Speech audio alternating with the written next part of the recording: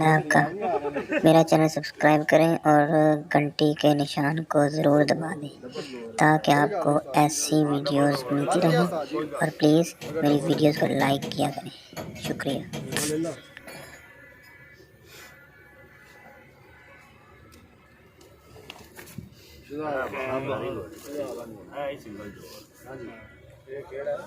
single अगे दर्जन लगी नहीं उन्हें डबल जोर ला नहीं ठीक है उन्हें चाचा ही थल्ले नु मारा झोली वाला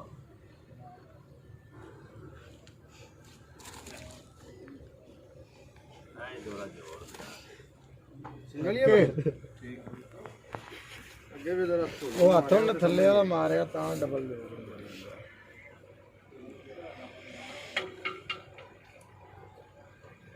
मैं कह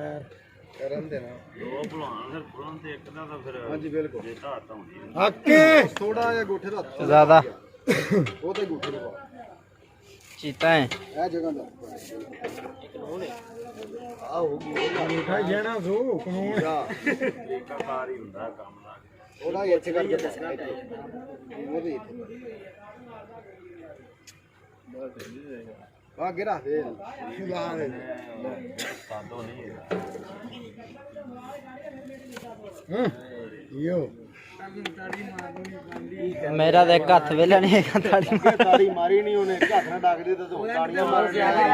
आपे तो लिखया एंड पे टोटी समझदार बंदा आके अली आके ज्यादा चलो हां जी साहब जी